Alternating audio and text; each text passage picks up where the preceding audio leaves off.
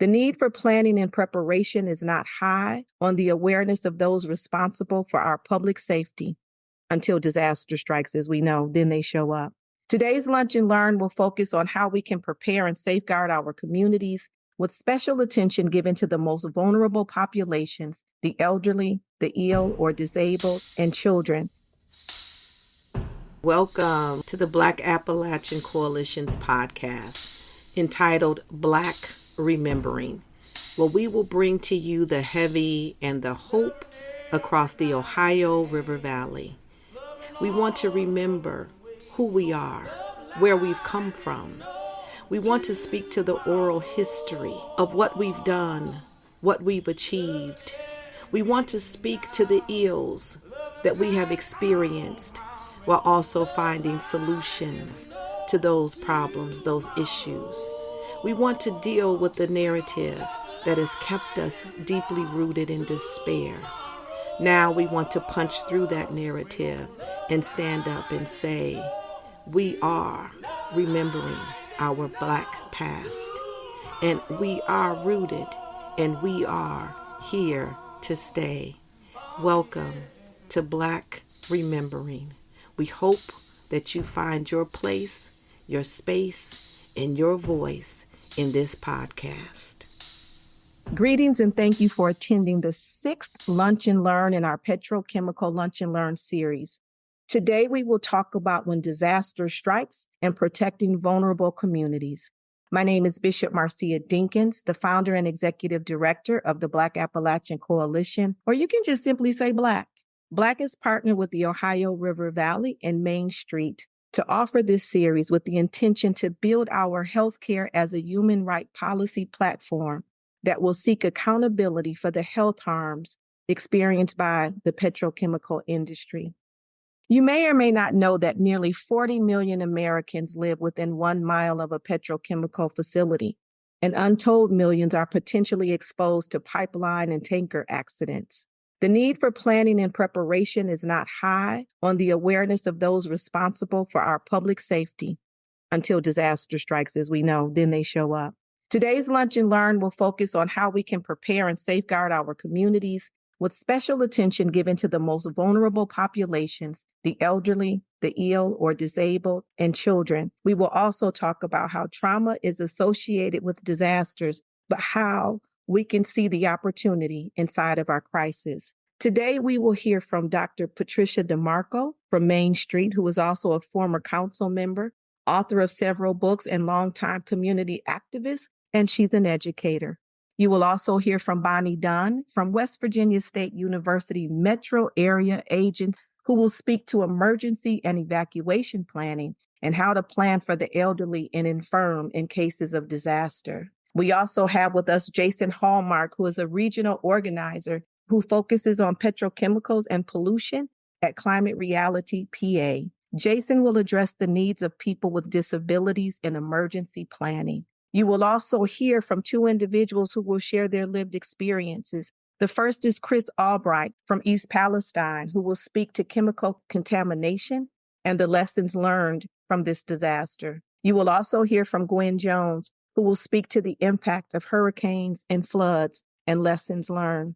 Lastly, you will hear from myself as I briefly speak to recognizing the trauma from disasters beyond our control and how we can begin to move beyond disaster and to determination.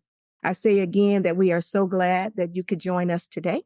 And now I'll turn it over to Dr. Patty DeMarco. Welcome, Patty.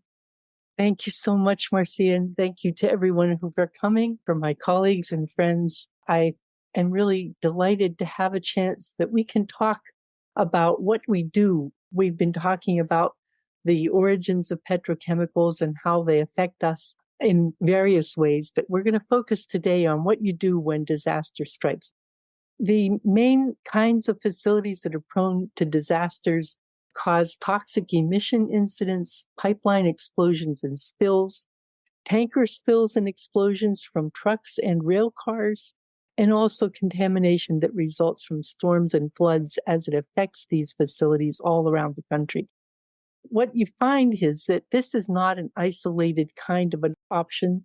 There are close to 12,000 facilities across the nation that have extremely hazardous chemicals in amounts that could be harmful if accidentally released. And there have been numerous incidents. Just in 2 years, we had 829 hazardous chemical incidents. That's more than one a day. And there have been deaths, and 150 incidents caused injury, hospitalization, or acute health contaminations. And over 200 communities were required to evacuate within just a 2-year period. So there's been a lot of documentation. And pipelines, if you've never seen the pipeline map of the US, some of them are so dense that you can't even see space between the pipelines in areas where we are in the Northeast, in Appalachia, down in the coastal areas of Texas and Louisiana. And in the country all around, you have delivery lines from pipelines under the ground. And they've had 11,208 separate incidents between 1996 and 2015, 360 fatalities, thousands of injuries, and over $6.9 billion in damages. And the causes of this are really alarming. 45% of our pipelines are more than 50 years old. And so they have poor material condition from corrosion and bad seals, and they're subject to heavy rain and lightning damage, and also human error when they have valves left open or people puncturing while digging. So you have a ubiquitous problem. This is not a hazard that is isolated to a couple of cities that you hear about. This is something that has a broad impact all across the country. And the traveling by rail is also a really significant issue. There are an average of 2.2 million carloads of chemicals, 181 million tons per year traveling over the railroads. Over 3 million people and 670,000 children attend school within a mile of potential pipeline railroad crossings. And people of color make up the largest group at risk from these kinds of disasters. There have been 1,500 train accidents, including derailments and tracker equipment damage in 1 year since East Palestine disaster, just in 1 year. So climate change is really the basic cause for a lot of these accidents and damages. Extreme precipitation events and more frequent and more severe hurricanes, as well as sea level rise, has caused a lot of places that never really thought about the potential for contamination to actually be a huge issue. 7.3 million single and multifamily homes in the Gulf and Atlantic coasts alone are at risk of storm surge, flood damage, and contamination because of petrochemical facilities along the coasts. The estimated cost for reconstructing this is over $1.8 trillion. So we are facing something that is really a nationwide problem. And the fact that it has persisted really makes us need to look at how we protect our vulnerable populations. This is not something you can leave to deal with, when it's upon you. You have to think in advance. This is not something that just happens somewhere else. We are all, almost everywhere in this country, going to need to have a plan. And we look at the health harms that can come from the contamination from petrochemicals, but we need to have some basic emergency planning awareness, and we need to know what we are likely to encounter where we are. When you have petrochemical facilities hit by hurricanes, 2005, 2017 were major ones, but almost every year. And the petrochemical facilities remain ill-prepared for hurricane disasters. They don't have containment and isolation areas. You can see the sheen on the water of petrochemical facilities that have leaked because of flooding. A lot of processes are contained by electricity that keeps them running properly. When the power goes out, those protective pumping and storage facilities are often vulnerable and end up leaking or exploding. We've had over 200 onshore releases of hazardous chemicals of petroleum or natural gas just from Hurricane Katrina. Areas impacted by storm surge, 10% of the facilities within a risk management plan area or on the toxic release inventory maintained by the EPA, 28% of those are experiencing accidental releases. So this is something where we really need to look at strengthening the laws that require emergency preparedness to be more robust, more strictly enforced, and more universally applied. So when you look at assessing the climate vulnerabilities, you need to look at things ranging all the way from power outages that can happen during storms, but also what can happen with water shortages and contamination, because your normal water supply may not return to safety even when the flood conditions recede. And we have to look at what happens when you have a need for evacuation. The preparedness arrangements are often insufficient to really support a family for the duration of the time that may be needed to restore or repair the damage. So Bonnie Dunn is going to talk to us about making a plan, especially for elderly people. And we need to protect the ill or disabled people who may not be mobile instantly. We have to provide for children. What kind of preparations are going on in your schools? And do you know what they are? And do your children know what they are? I know when I was little, we used to have drills for nuclear explosions or attacks. And what you do, get under your desk, and we had water under the basement. None of that would have actually helped. But we had an awareness campaign where everybody worried about it. I put together a number of resources that will be available to you, but knowing what kind of disasters are likely in your area is really important. Find out, is there a petrochemical facility near you or an industrial facility that may need to have special attention in case of a disaster? And ask your local fire, police, and municipal government first responders what their plan is. Do you have public meetings that talk about it? And how do you receive communication in an emergency? If the power goes out, your TV or your radio may not work. How do you get information about what's going on? And what do your government officials, your local government officials are on the front line? What do they know about these issues? And can we help them make sure that they're prepared? And each family should also have a communication plan and an emergency assembly location so that if you get separated or you're in different places, you know that there's a safe place where you can all keep track of each other, and have an emergency response kit regardless of where you are, because even power outages can be life-threatening if they persist or if you don't know what to do. And your important papers can be really critical in cases of an emergency. Having a way to have copies, especially of your critical papers, is really important. And you put them in a safe location in waterproof container or in a bank box or with a relative. Put them in the cloud so you can retrieve them. And you can plan for shelter in place for both home, schools, or business locations. And the Red Cross has a lot of really good information about how to do that. And if you have to evacuate, there are a lot of resources about how to prepare for that. But Habitat for Humanity has a really good disaster response preparedness for homeowners and family. And there are a number of resources from the Centers for Disease Control and the OSHA and the Chemical Hazards and Toxic Substances Division of OSHA and from the Federal Emergency Management Agency. And you can report events to the National Response Team as well.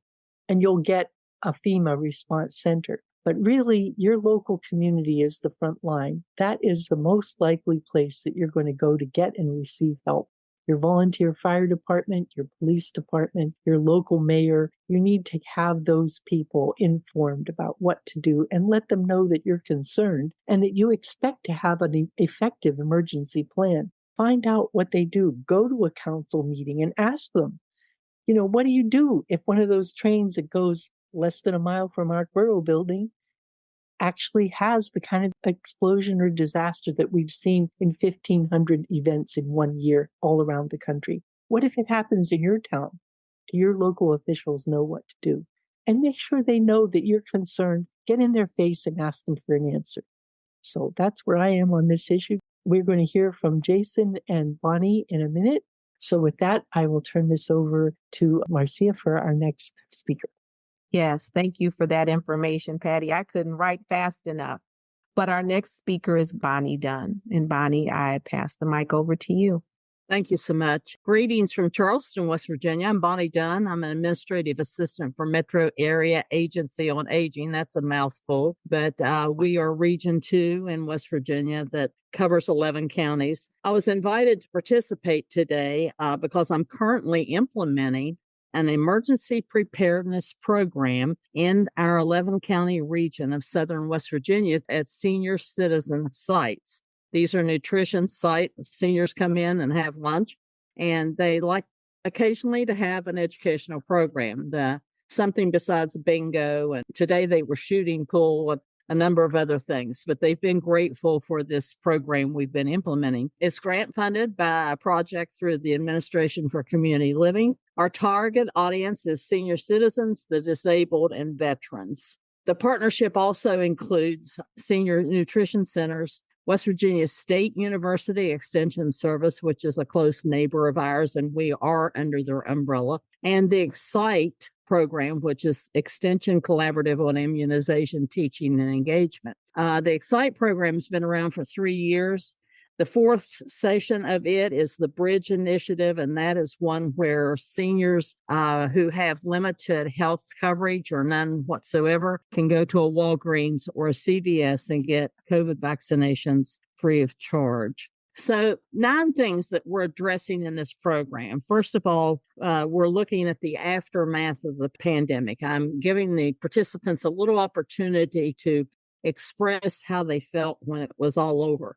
In today's session, because I just came from teaching a program, one lady said, "Oh, is it over? I think it's starting all over again." And I think she could be right, because COVID in our area has been on the upswing, and we just feel like, oh no, is it going to start again?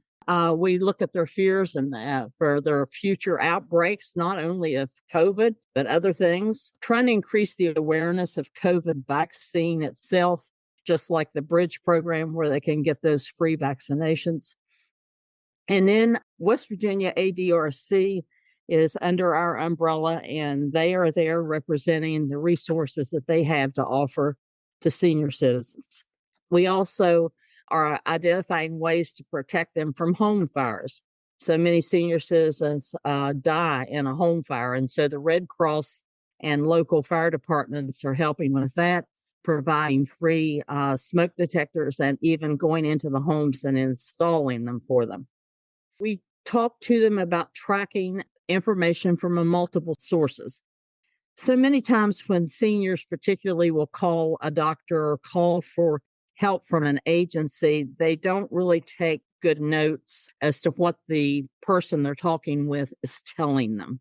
And then they may write it on an envelope or a piece of paper, and then it gets lost. So we've provided them with a little notebook and some examples on how to take notes during that phone conversation, get the person's name, get phone number, make sure you have that written down, what agency or what medical provider, and what they have suggested that you do. And to keep a running list of that so that you can make sure that you get your questions answered, you get your health care needs taken care of in a timely manner. The emergency supplies to have in your home, there are 2 lists: how to build a kit within the home of medical supplies. There's a checklist that they take home with them. Do you have all these items? If not, be sure and get them. Have a nice emergency medicine type box. And then the next thing is having a food supply. If you become ill, fever, upset stomach, diarrhea, getting the flu, whatever, you may not have soup and crackers and some of the kinds of foods in the house that you would need for those episodes. Ginger ale, 7-Up, whatever your choice is. And so we've given them checklists on that as well. And then the last is tracking their personal health history. And so mention was made earlier by Patricia about having those documents in a plastic bag. And you'll see what we give them in another slide, but it's a book that they can journal their health. And that way, if something comes up, they can grab that packet and have that information with them, and they won't have to rely on the internet or any other means. So these are the resources. And in this packet for the health history, they get a personal health history journal. They get a wallet size medication chart that they keep their current medications listed in that, what they're for, what the dosage is, those kinds of things. There's an educational leaflet about vaccinations and health history, and then a vaccination card holder. The COVID vaccine card holder was a little on the large side. And so West Virginia State University in the Excite program had this vaccination card holder made up so that people could keep that in there, keep it clean, keep it safe, because you weren't supposed to laminate them. You were supposed to keep them somewhere else in case they had to be photocopied. Then we give them a quick guide to community services. In West Virginia, United Way started this program a number of years ago. And actually, it comes in maybe one page or two. It looks like a page out of the old telephone directories. And I know when I go out doing the program, we all laugh. A telephone directory, what's that? It seems like that's become an obsolete item. And so this is a quick reference, and it's county by county. It's county specific. So we make copies. Like today, we were in Putnam County, West Virginia, and their quick guide was specific to Putnam County and their resources, and it gives the name of the company, the agency, social service agency, and the phone number where you can contact them. Then they get that list for food supply for sick day, medical supply. There's a couple of rack cards that give them information on how to access services. We have discovered so many senior citizens aren't accessing all the services that are available to them, and that's simply because they don't know about it. So we're trying to educate them as to what is available to make their lives easier. Part of that is that ADRC, the Aging and Disability Resource Center, that is housed under the Metro AAA umbrella here. And then Bridging Resources is a new initiative for caregiving within the family. If you need a caregiver, Bridging Resources is an initiative that can assist with that. And also it utilizes and capitalizes on the West Virginia 211 number. And in West Virginia, you just dial 211. Of course, that's a national initiative and can get a lot of references to other social services or problems that you might have. And I put that to the test when my stepfather was aging and he was falling into a donut hole of paying $800 a month copay for a medication. And I called 211 and all they asked for was the zip code where he lived. I told him the situation and I was given 3 social service agencies that could possibly help him with that. So I know it works from a personal standpoint. In researching ways that I could possibly help folks, I found out that Amazon.com has sick day kits for food. And I said, well, what a novel idea. And they have, I think, 3 levels, $20. I think it goes to 30 some and then 50 some dollars. And of course, there's more in the kit as the price increases.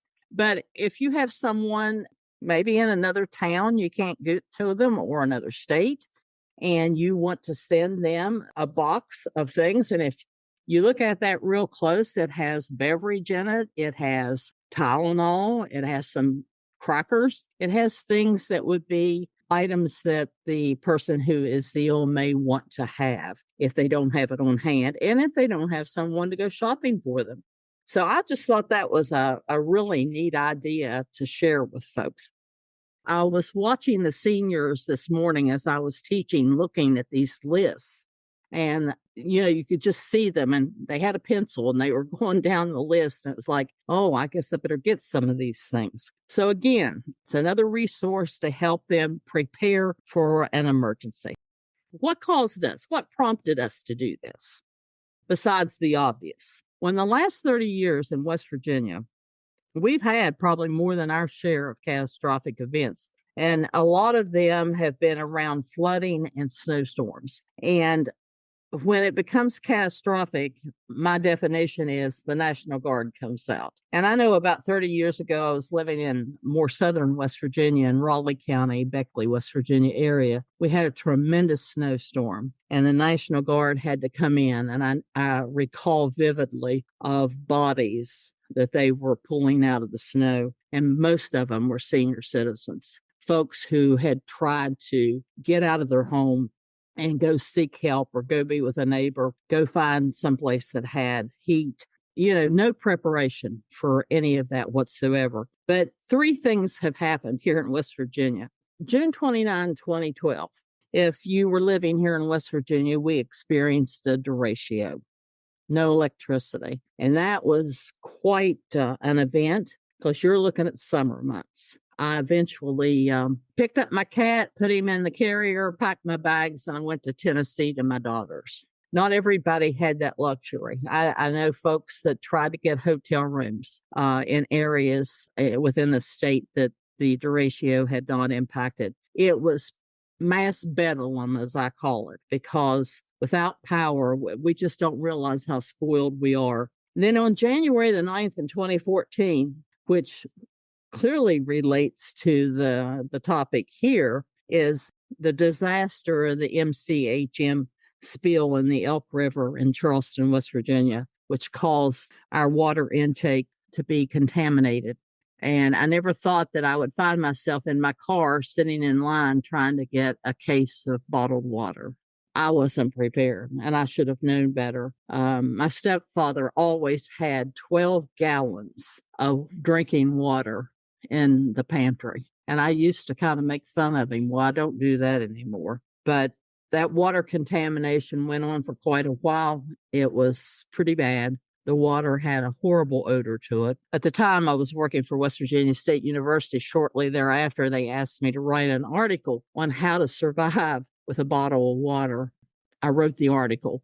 And fortunately for me, I had visited a lot in Pocahontas County, West Virginia, in the town of Cass, where water was a shortage. They had outside toilets, the Johnny houses, and I knew how to take a bath with a little tiny bit of water.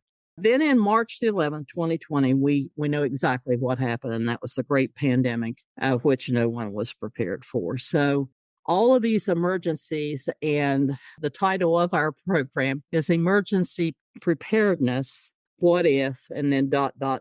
So what we do, participants who are veterans, we have a personal health history journal that addresses PTSD that we provide for them as well and explain what they should do with that, what to do with that journal. Military health and wellness, and it's a tremendous document, and it has a history of PTSD, and it has places where they can journal some of their thoughts. It encourages them to seek help if they have not done so. And it goes in that purple confidential folder. Then that red and black bag is what has the personal health history journal. It has the little red logging book as they talk to doctors or social service agencies that don't wait vaccinate. It's what the medication or the COVID vaccination card goes in. The medication little chart in that little white envelope that goes into the wallet. And I have found that to be wonderful. I've got one in my purse that has all my medications. And then the rack cards on the bridge program to the right, the blue, and then the ADRC, and then a leaflet on vaccinations and health literacy. So basically what we're doing, we're giving them an overview of preparedness, tools that they can go home and start thinking through the kinds of things they need to do, and looking at emergency preparedness across the board. If you want to contact us, we would be happy to share what we're doing with you. I thank you for the opportunity, and everyone have a great day. Thank you so much for that information, Bonnie. And I know it's a lot to take in. The next speaker we have is Jason Hallmark from Climate Reality PA. Thank you so much. And thank you for inviting me to speak today. I'm very excited to be here with you all. My name is Jason Hallmark. I work for the Climate Reality Project as a petrochemical and pollution organizer. A little bit about me. I was diagnosed with MS in 2018. And at this time, I also decided to get more involved with the climate crisis and environmental justice as well. I volunteered for the Climate Rally chapter in Pittsburgh in 2018. And shortly after being diagnosed, I applied for and was accepted to an expedition to the Arctic to study climate change and sustainability and to do sustainability training. That was in 2019. MS can have heat intolerance or just either way, temperature up or down. People living MS can experience problems with both extremes.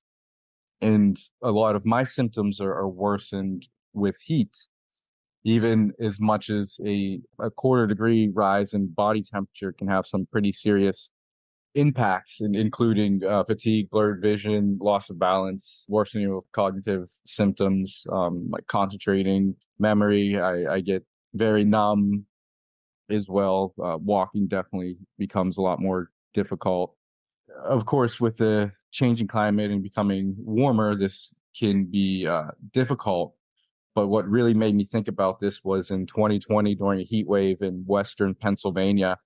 I was going through a relapse. I have relapse remitting multiple sclerosis, and I spent almost 2 months out of work as well. And at the time, I was living in a home that only had air conditioning in the bedroom.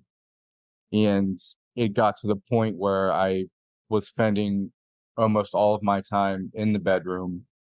The kitchen was too hot to cook. So at a time when I wasn't working, I was spending a lot of money, including credit, on just buying food for myself. And this was shortly after I got back from the Arctic studying the way our climate is changing. I went to school for sustainability and climate, and I also, like I mentioned, I volunteered for my local climate reality chapter. So it made me think, if I have knowledge and resources of the changes that are happening, how can other people in my community prepare for what's to come, if I wasn't even able to with that knowledge?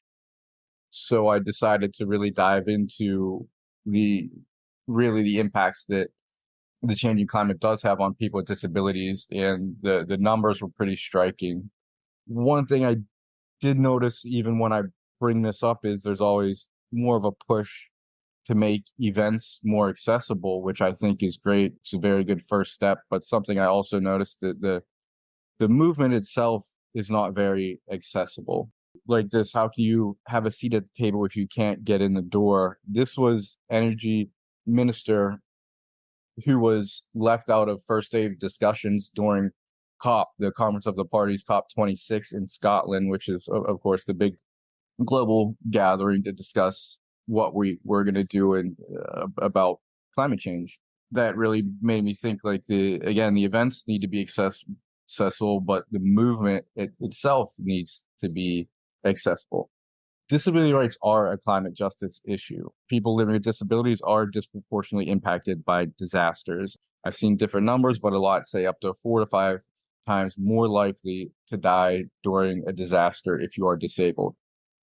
And some of the reasons are, decision makers may not fully consider people with disabilities in planning, and emergency warnings and other important messages may not be designed with accessibility in mind. And of course, that's always one of the first barriers for people with disabilities in a disaster, is effective communication. Even thinking further out than that, there may be need for ongoing care that could be disrupted in times of disaster. And we see a lot, unfortunately, have a lot of experiences with this when it comes to things like different hurricanes. Hurricane Maria, one of the deadliest disasters in American history. A large portion of the people who passed didn't actually die from the actual storm, but from things like not having refrigeration, access to electricity for refrigeration for medications, or hospitals not having working ventilators, and other various life-saving or life-sustaining treatments needed. So that definitely something that really needs to be focused on initial planning, as well as continuity care for people who need it. People with disabilities are more likely to have social and economic risk factors, such as poverty, unemployment, that could put them even at greater risk than they already are. Yes, and thinking about disability and disaster, some federal census data that recently came out shows some of this disparity. For example, 70% of deaf people who were evacuated reported living in unsanitary conditions a month after the disaster. And if you compare that to only 7% of evacuees with good hearing were in unsanitary conditions, and then looking at people who are unable to walk, more than 74% reported experiencing a lack of food a month after disaster, compared to only 9% of people who could walk. And one of the scarier statistics there also was the majority of disabled people who are forced to evacuate, never make it home. And a lot of times that's because they're institutionalized. And it's a lot easier to get people into institutions than it is to really get them out. So when really just looking at how you're going to prepare and what you want to do, the first step is just emergency planning, making sure government agencies, corporations develop emergency plans that consider the needs of disabled individuals, and, including accessible transportation, evacuation plans, and access to medical care. It's imperative that the disabled community has meaningful input when emergency plans are made. And I've even experienced this personally.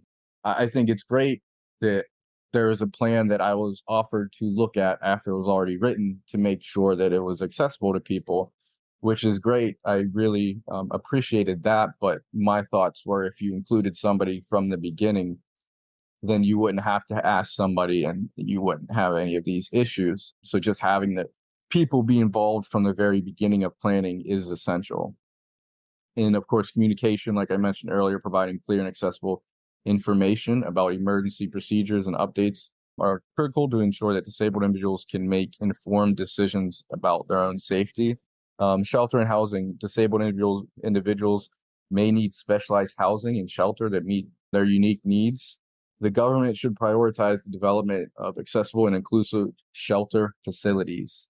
Even though a lot of facilities strive to be ADA compliant or have to be ADA compliant, for me, that's the very bare minimum that you could do, and it's not enough. But yes, going above and beyond ADA compliance for shelters is, I think, really also a good plan.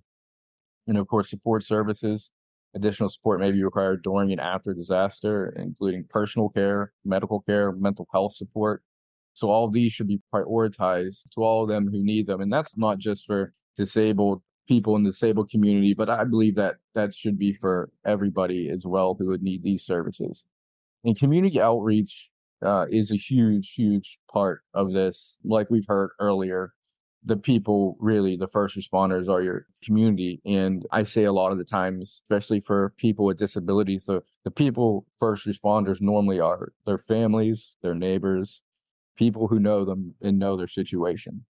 Some of the things that I'm currently working on, and something we actually just launched, is the Disability and Disaster Archive. It's a video archive that aims to capture the lived experiences of people with disabilities during and after a major disaster. Like we talked about, disabled people must navigate a world that wasn't built for them, and these structural issues only become worse when a disaster strikes. So this project will amplify their voices and use the disability knowledge and wisdom to help influence policy that will protect not only the most vulnerable, but everybody else as well. Something else that we're currently working on and hoping to launch at the end of this month, working with the People Over Petro Coalition, and we're partnering with the Partnership for Inclusive Disaster Strategies, which is the only U.S. disability-led organization with a focused mission of equity for people with disabilities and people with access and functional needs throughout all planning, programs, services, and procedures before, during, and after disasters and emergencies. So these emergency response frameworks are focused on petrochemical facilities, and this is the first of its kind disability-centered frameworks that focus on these facilities. And right now, we have a few different frameworks. The first one is just an overview of the industry and petrochemical disasters. Then we have individual preparedness for petrochemical disasters. And then another one is disability inclusion, access, and equity in petrochemical disasters, the guidance for industry. And then we also have guidance for local government. The last thing, something that I always try to instill in people and remind people, is the fact that the disability community does have knowledge and wisdom. Like I said before, this is a group of individuals who spent a lot of their life adapting to a world that wasn't built for them. So when we're trying to adapt to a world that is currently changing, you're really missing out on a lot of knowledge and wisdom that not only will help protect them, but help protect everybody else. Thank you, everyone. Thank you for the educational information and the importance of even us looking at how we bring disability or include persons with disabilities in our own work, in our own work plans, in our own community meetings, organizations, etc., it is so important that we remember to incorporate disability justice. Our next speaker is from East Palestine, and he will share his lived experience from that incident in East Palestine. And so I'd like to welcome Chris Albright. And after Chris Albright, we'll have another person who will share her experience as well. And her name is Gwen Jones. So Chris, I turn the floor over to you. Thank you. It's an honor being here, talking to everybody here.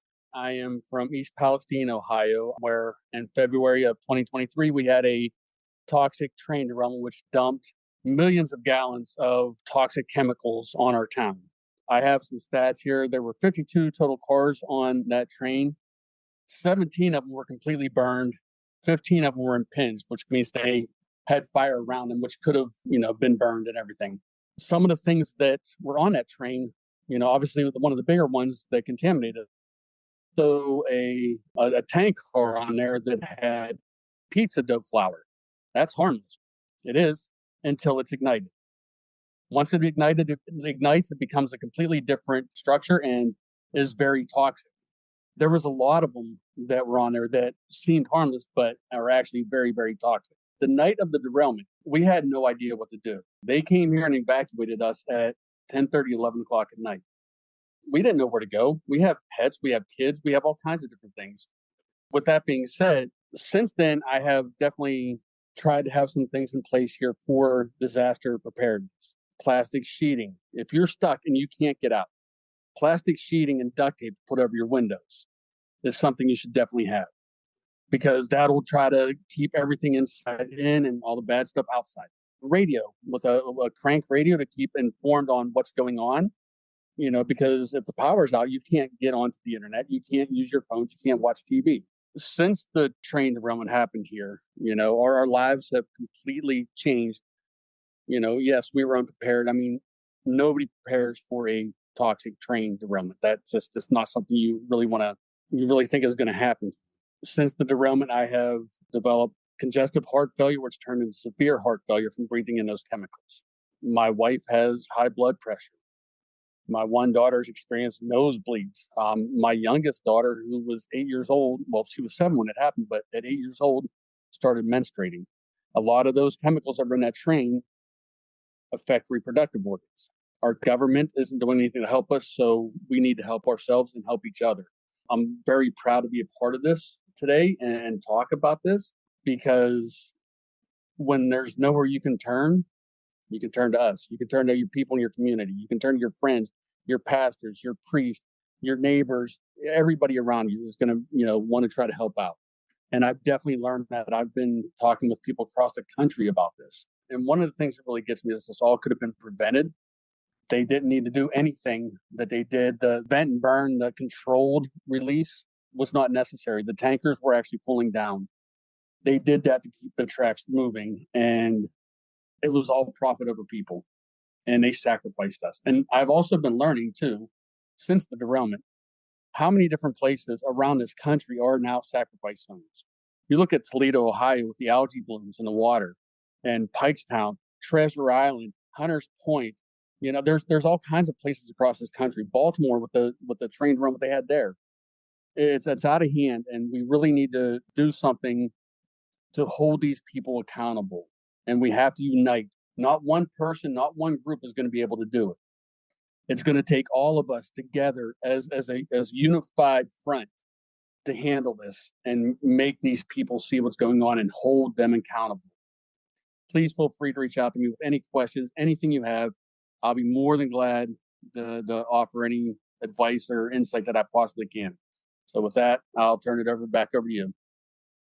Chris, first of all, from me and others, we want to express our deepest love to you and your family. Just know that you do have a community here that's willing to stand with you. And I'm so sorry to hear what happened to your family, but this necessitates why we must build a movement that speaks of solidarity and create a drumbeat, because we're dying slowly. And I always say it's death by design. You know what? We have to redesign things. So I want to thank you again for sharing with us. The lived experience is so critical. With that being said, I do want to bring in Gwendolyn Jones, who also has a story to share with us with regards to her lived experiences with hurricanes and floods. Thank you. My name is Gwendolyn Jones, and my organization is called Climate Conversation, Missouri County.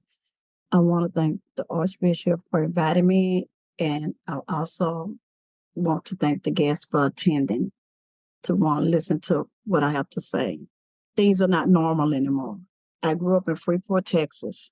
We lived next to the Gulf of Mexico, which was walking distance, in the Brazos River.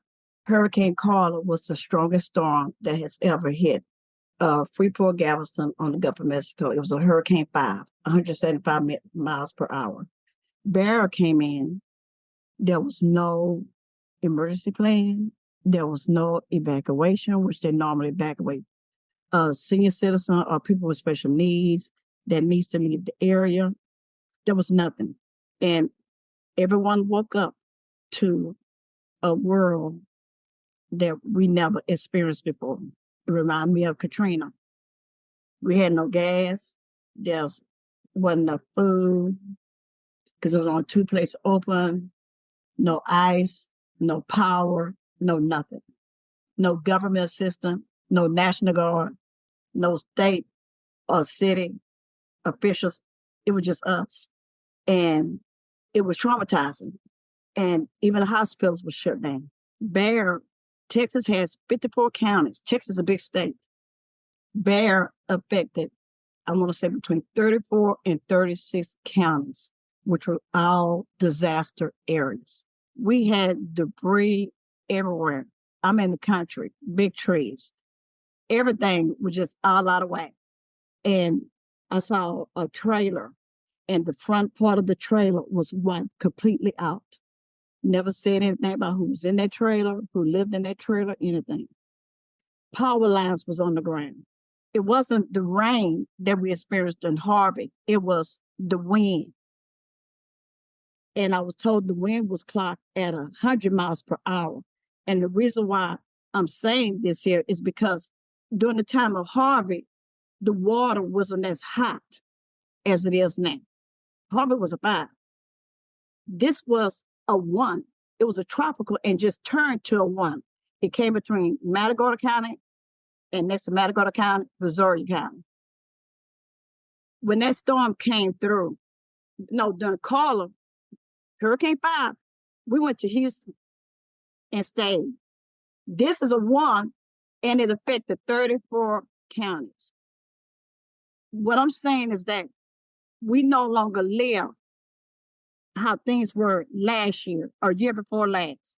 We are living in a new time and a new day.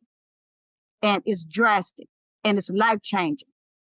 Because when you don't have no emergency care, you don't have no hospital, you have no doctors, and everybody trying to find out what can they do, or just mainly we were just trying to get something to eat. No power, no lights, no traffic lights, nothing. No gas, nothing. We was left like that for about, lights started coming on toward the end of the week. And that's the reason why it's so important. Kids are being moved out of there, one district to another district, but they have to go and find them. The buses have to go pick them up from where they're living at to take them back to the schools because water was in the homes, mold. We are still in this crisis situation. We have to unify. We have to fight for this climate change. Being in Freeport, we always lived around industry. The ground we live on belongs to the suburban. We are having deaths daily, weekly. Every week there's a funeral. About 2 or 3 people dying. And we got kids born with illness. And I'm so sorry for all the people that are just going through this situation because we've been living this here practically all our lives. And my parents, all their lives. So we have to unify. We have to come together. And we have to know that we cannot allow them to say this is normal. I would not allow them to say this is normal. I would say this is climate change and we got to shut these plants down. And the government has to do their job. Thank you. Thank you, Gwen, for such a powerful story. And just to know, what it makes me think about is we think that the ills have been addressed, but people are still living in the harms and the impact from the harms, as Chris shared and as you have shared. And so that leads me to what I just want to talk about briefly. You know, one of the things that Gwen mentioned was it was traumatizing. And what people don't realize is trauma is not just in the moment. Trauma is carried in the body and it goes with you. It's not anything that you see on the outside. It's what's on the inside. And so how do we look at the ways in which we can begin our healing process? The first thing is we have to make people understand that disasters are traumatizing and that when this happens, it's long-term trauma. We have to also realize that when people show up in rooms, we tend to ask people, oh, what's wrong with them? What's wrong with them? No, we don't want to ask what's wrong with them. We want to ask what happened to them. Part of this work is about getting curious. I do a lot of trainings on trauma-informed approaches. And why? Because trauma-informed approaches helps us to move to healing-centered engagement because we're getting curious about one another. We're asking questions. We're moving away from, symptomizing people to emphasizing their humanity and the experiences that they've had. Dustin put something in there that I just want to repeat. He said, there is no justice. There is just us. And that's how we begin to heal, because it doesn't just happen individually. It happens collectively. It happens within our community. Our communities are traumatized. Everything about our environment is traumatized. Look at when the grass changes, when the leaves changes. Look at the fact that you don't have green spaces. Look at all of the things that you once had access to that you no longer have access to. And so this is one part of the work that that I'm moving into and saying we have to remember that in order to move through this work, we have to do it in community. We have to do it in truth. We have to do it in seeing each other as people. This is people-centered work, people-centered healing. The government doesn't see you as people until what? It's time to vote. And this is the time, even after that we need to have a conversation. We need to look at the fact that we are carrying these things in our bodies. We're carrying these things from generation to generation. A lot of times we will say one thing is just reduced to one person. I was reading something and they talked about racism. And a lot of times we talk about racism from the trauma from Black people. But what we don't realize is racism has been trauma for a lot of people because it has blocked economic barriers. It has blocked people's access to healthcare. It has been traumatizing across the board. And we have to be able to speak to that. So how do we begin to see an opportunity in the crisis? Well, you can take a page out of the COVID pandemic. What did we do? We came together. We knew how to be neighborly. We knew how to look out for one another. We knew how to call and check on one another. We knew how to take food to someone who was in need. That's the first part, is understanding that we can come together and do what needs to be done.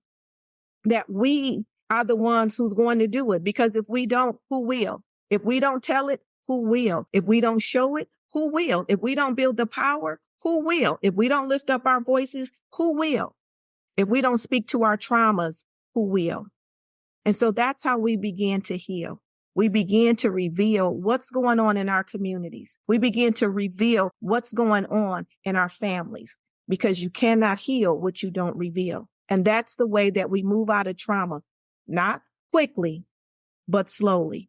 The other part of it is just remembering how we approach people. When we approach people again, because these traumas show up in our meetings, it shows up in our jobs, it shows up in our houses, it shows up in our community, it shows up everywhere we go. Because if you just smell something, guess what? It may be a trigger.